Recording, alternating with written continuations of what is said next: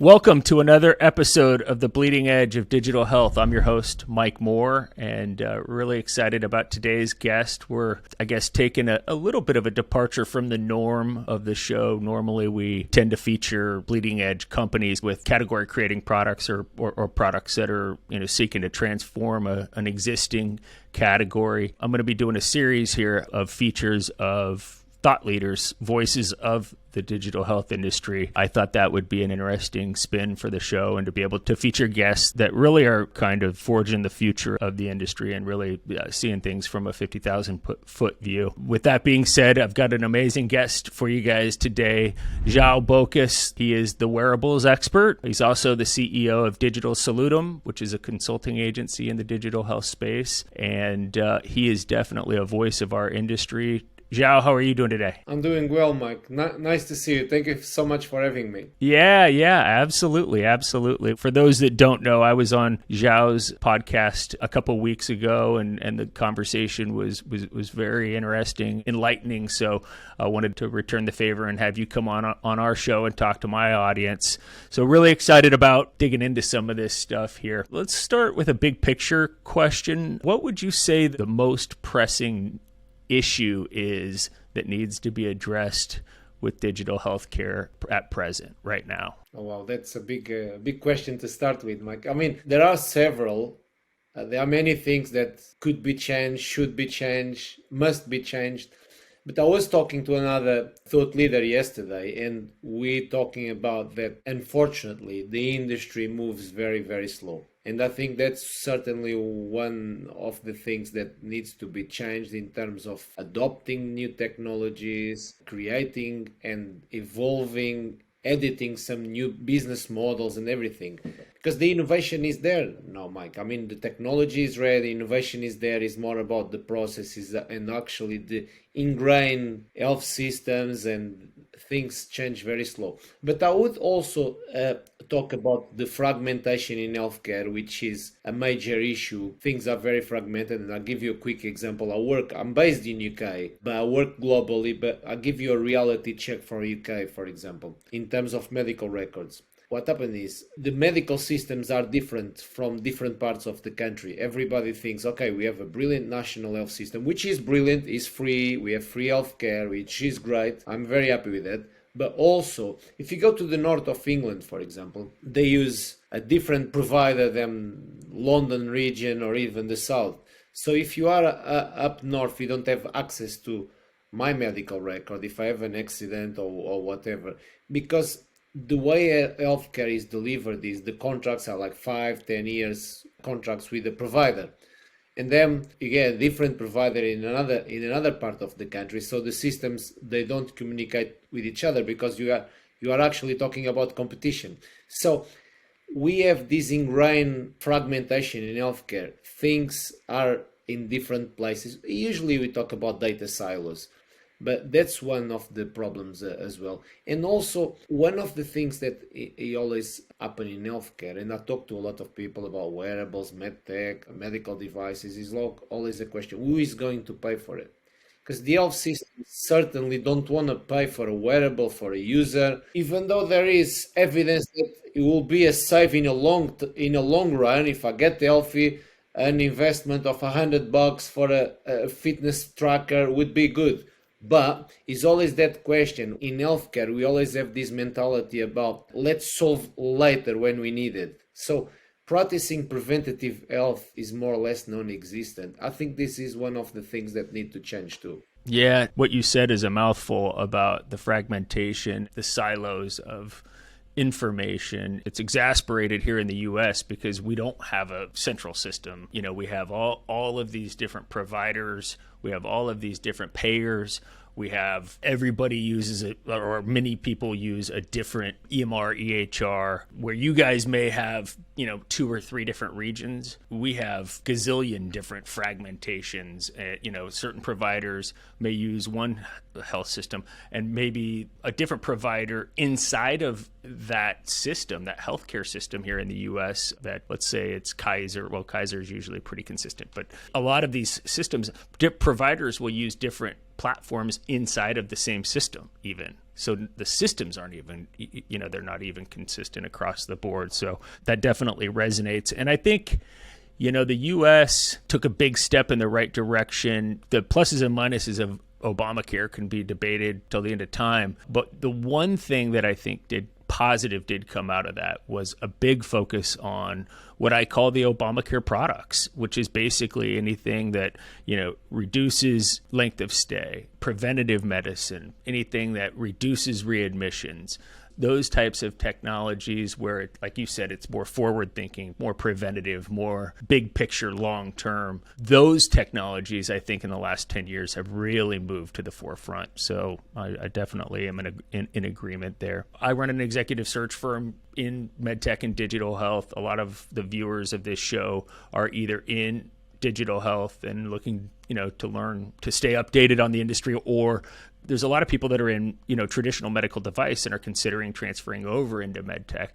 And I get asked this question all the time. I'm interested in getting into digital health, but it seems like a lot of these companies come and go. Mike, how do you assessing a medical device or a digital health company, a medtech company? What are the different criteria you look at to see, hey, is this going to be a winner? I would pose that question to you, maybe 1, 2, or 3 things when you're looking at a digital health company that you focus in on to say, is this going to be a winner or not? And then maybe conversely, what are a couple of the red or yellow flags when you see something, where you're like, I don't know that that's got legs? Yeah. Well, first of all, for the sake of educating the audience, let me know that there are certain standards in UK is a nice organization, National Institute of Health and Care Excellence. They release evidence standards framework for digital health. Also, the World Health Organization released the digital health guidelines back in April 2019 during pandemic. There are many things, including feasibility, the maturity of the technology. There are many things that they're evaluating, for example, digital health interventions, proposing best practices for governments, lots of things they covered. I mean, there are hundreds of pages in information there. So one of the things, going back to your question, feasibility is extremely important, and being realistic, okay? Because everybody's got this ambition, and I work a lot with health tech companies from Finland. I've done a lot of consultancy. And they're really good, the Nordic companies, because they have a healthcare system. They support them to do small pilots around public hospitals and everything. They support innovation a lot. That's what I want to say. Also, naturally, they're very technical, advanced countries. They have the pedigrees of big companies like Nokia, big development companies, Ericsson. They have a lot of developers. But also, one of the things that I see with digital health is everybody's got the ambition. Okay, we're gonna sell to, for example, insurance company, and there's always a mismatch: a startup, a big insurance company, and also for the sake of the founders. And I was a founder several times, and I know what's the challenge, what we're up against. Only one company will sell the same technology to an insurance company. So being realistic is extremely important. I mean, you don't want to be negative, but being realistically, are you gonna sell your startup innovation to an insurance company? But them are other things that I would consider, certainly. The size of the opportunity. Size of the market, basically. Yeah. Which is great. We need innovation in all areas. But sometimes the startups, they are actually innovating in around a very niched area, which is great. The market is small, but the size of the market is certainly one thing to consider. Especially now, because digital health is very competitive, and now we have the big players. I'm sure we can talk about that. The big tech companies have an interest in digital health, and they eventually naturally make it much harder for startups because they will shrink the market even more. It's highly competitive already, and we can argue that will be even harder going forward. But I would say also create a value proposition and a product market fit that makes sense for the market. Because what I see a lot of the innovators doing is creating a strategy and focusing a lot on a product, but outside the marketplace, doing all their thinking and their strategy. You have to be in a marketplace, do pilots, talk to people. I see a lot of founders doing this mistake, Mike. Yeah. creating this thing. Okay, our strategy is this, but it's outside of reality. So the product market fit is extremely important to get that traction. And you mentioned red flags. The dynamic between the founders is really, really important, because sometimes the founders are not on a they're not on the same page. If you look at that, when the divorce, Right. when the divorce happens, and I experienced that myself, when the divorce happens in a startup, more or less than often is the end. Yep. Yeah. Somebody said to me yesterday, startups usually die from suicide, not homicide. It's very true. It's very true. And touching on a couple things you said there, product market fit. One of the things that I see often is people will create a product and then they build a strategy on where to go sell that product versus identifying a need and then building a product to address that need. And sometimes it should maybe be done in reverse, right? You should maybe, sometimes great products just happen and they just naturally address a need, and that's great. But sometimes maybe it's better to reverse engineer that and identify the need and then build a product and a strategy around that. Some of the VCs that we talk to, what they tend to have an appreciation for is they're oftentimes hesitant or cautious around, a company that comes in and says, we're going to boil the ocean, we're going to go after this, $18 billion market. Sometimes what they like to see is that, hey, the total addressable market is $18 billion or whatever, $10 billion. But we're going to come in and we're going to start here with this smaller portion of the market. We're going to dominate that market. And then we're going to bleed out into that $18 billion market. And the term that's I often hear used is total addressable market, right? Like that's the $18 billion. Yeah, you want to be able to know that, once you come in and show product market fit and you dominate a segment of that market, that yes, there's more to the story and that you can't expand out. I think that's spot on. If you were shifting your career from medical device to health tech, digital health, what do you think maybe one or two of the verticals that you think are going to be the hottest moving forward, the best places to be? We're in an interesting time right now where digital health funding has pulled back. A lot of companies are scaling back. They're, some are getting flushed out, but there's still really great opportunities in this space. I mean, we're just at the tip of the spear. What do you think maybe one or two of the hottest verticals will be moving forward? There are many verticals and segments that are really good right now. Of course, I would actually say, for the sake of being involved, let's say, in a successful topic operation, if you like, I would go for telemedicine and telehealth right now.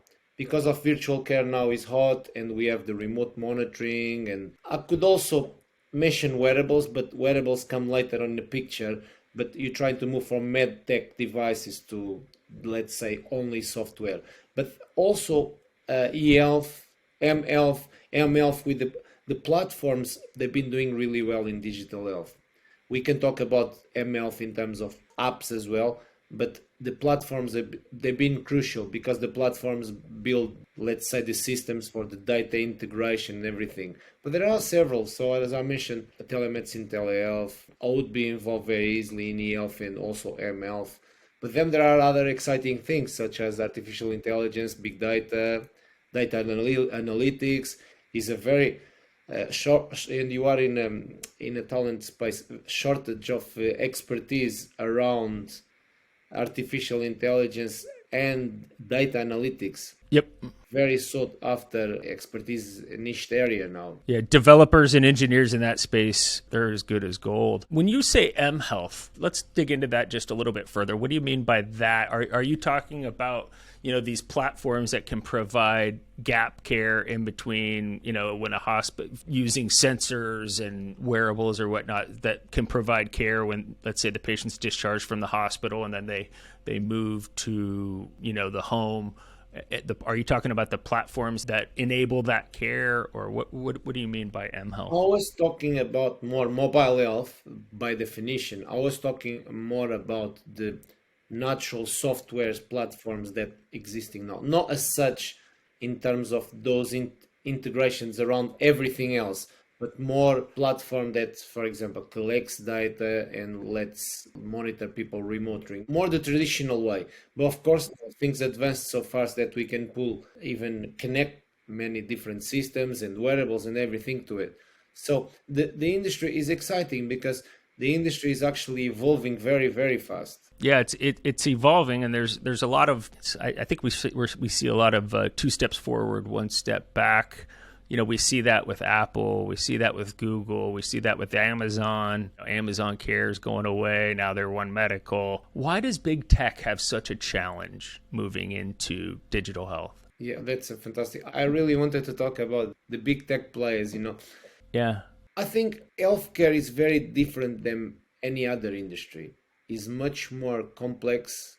It's got its own nature. It's not like, for example, the financial services that you show a return on investment and some benefits, and there is a yes or no answer. There are very many nuances around, from data to integration to security to process to clinicians to the data. I actually, Mike, on this, I've done a small piece for a company, SP Global, in market intelligence, on my opinion around the acquisition of One Medical by Amazon.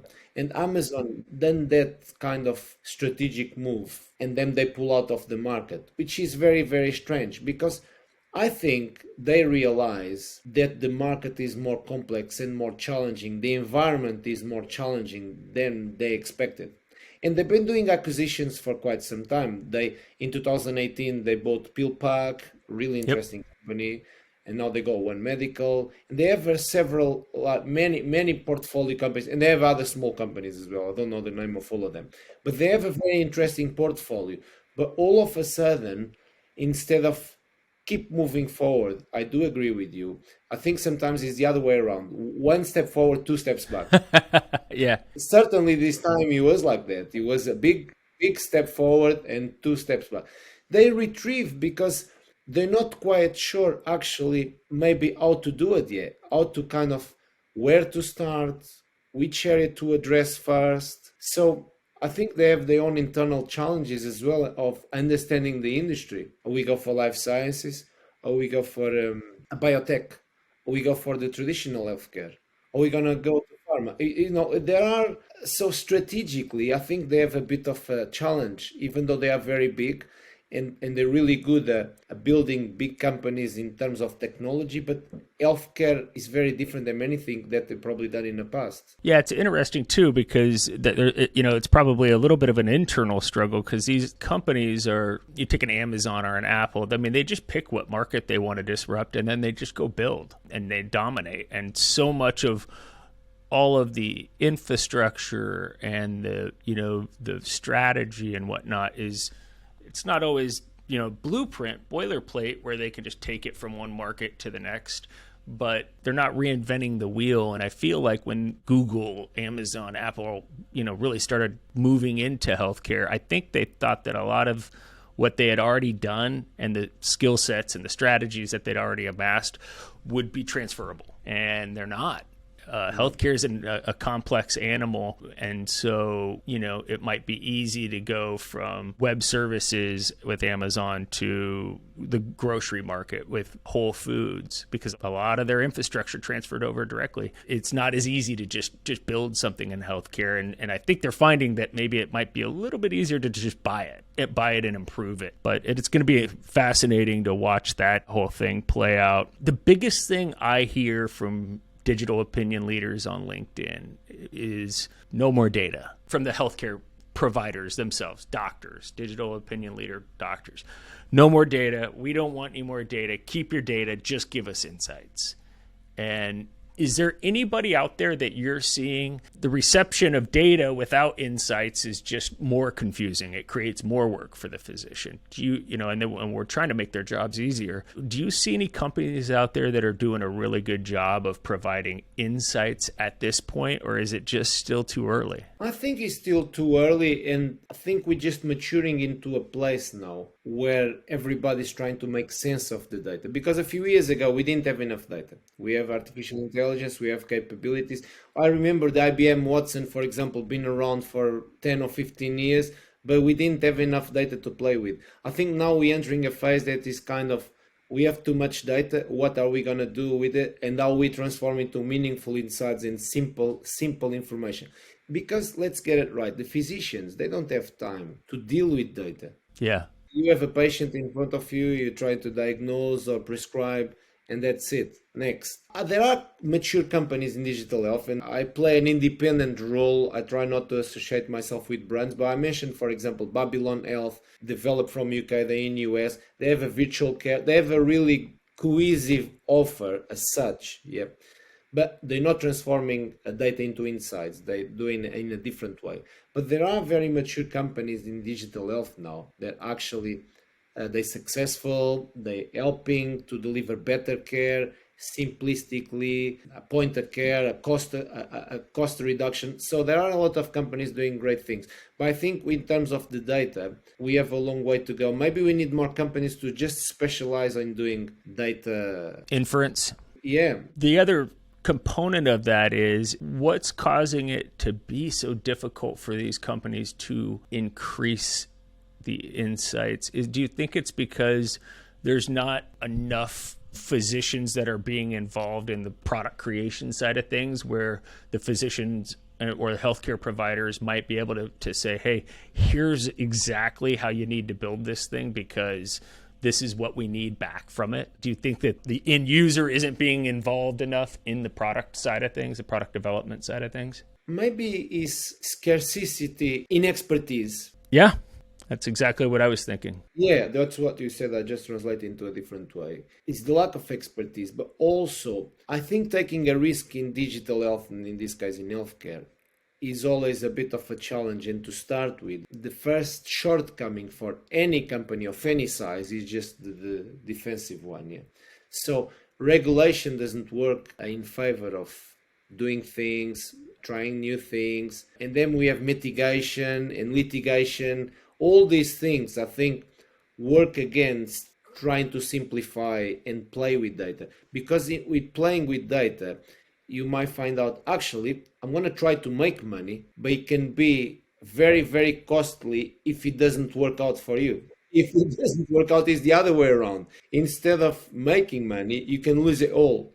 So I think very few people are actually courageous to go against it, to go after it, Yeah. To go and try in the first place. Yeah. Last question for you. And this is an interesting one that I'm seeing with a lot of our clients. I don't know how it's playing out in the UK, but here in the US, there's an ownership issue with data. Many of these companies come in and they say, hey, Mount Sinai or Johns Hopkins or Cleveland Clinic, we want to bring our platform in and help identify patients for X, Y, and Z disease state that can bring you more revenue. And the hospital says, great, come on in, let's test it out. We'll see if it works. But then, when you get down to signing contracts, the question begets, who owns the data that is captured, right? And a lot of the challenges that I'm hearing with these companies is the companies obviously want to keep the data because there's value in the data. The hospitals say, well, we own that data. Those are our patients. We own that data. We'll let you use that data while we're in contract with you, but when we go off contract with you at some point, if we go to a competitor, you have to give us that data back, or you have to remove that data from your system. How do you see that playing out? Who's going to win there, and what's the best thing for the patient? Mike, this is an interesting one. It's a big issue everywhere globally, and in UK especially. When I started becoming very active in digital health, by the way, I became a digital health influencer in 2015 on the back of a startup failure, by the way. And I had this business card said my name and digital health influencer. And people used to ask me, what does that mean? What does that mean? Yeah? And I tried to explain, I started the conversation, I do this, I do that.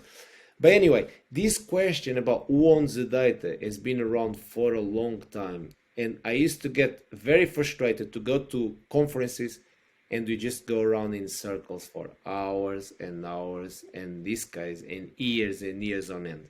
So, couple of things. One, nobody wins with this dynamic, because the patient doesn't win, the companies, they don't make the money, there is no transferable data, there is no benefit to innovate faster, more effectively, reduce costs, burdens, everything.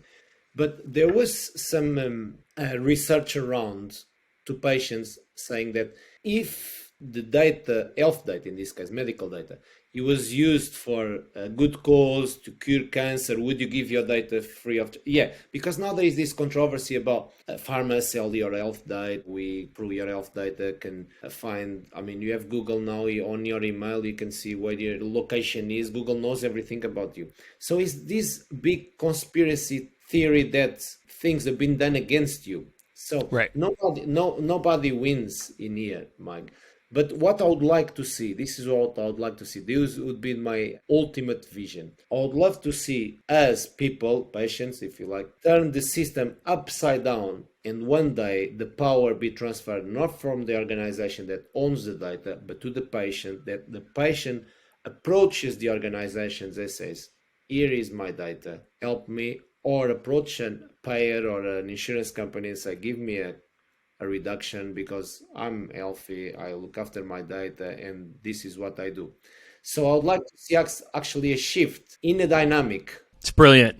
But yeah, but I think we're a long way from that. But maybe not, because if the company and the provider put it in the patient's hands, and you just say it's part of your admittance into the hospital, or your when you go in to sign up for an exam, you say there's data that can be collected from this procedure. Will you subscribe to giving that to the hospital? Will you subscribe to giving that to the physician? And if so, do you want it to be anonymous or not anonymous? And, we have to, you sign up for TikTok, you sign up for any of these things, you have to go through and you just have to authorize, right? And so it's a brilliant solution, and it's probably not that complicated to implement. The stakeholders have to be willing to release some control. Yeah. And they'll probably, if they were willing to release some control, they'll probably end up getting back far more than they're getting by trying to claw it out of somebody's hands. Yeah. Anyways, I want to be respectful of your time, Joao. I cannot thank you enough for coming on the show. I love following your content. You guys, if you're not following Joao, he's got an amazing YouTube feed. He's got an incredible LinkedIn presence. I'm not on any other platforms, but Joao, if there's any other platforms that you want to highlight, take the opportunity to do so. We'll make sure that all your links are in the show notes. And, just thanks again for coming on the show. Yeah, brilliant. I'm on LinkedIn and Twitter primarily. It can be easily found. But Mike, thank you so much for the interesting conversation and inviting me to be here with you. Absolutely. All right, folks, that's it. I appreciate you tuning in for this episode of The Bleeding Edge of Digital Health with João Bocas, the Wearables Expert, CEO of Digital Salutem, and definitely a voice of our industry. Look forward to catching you guys on the next episode.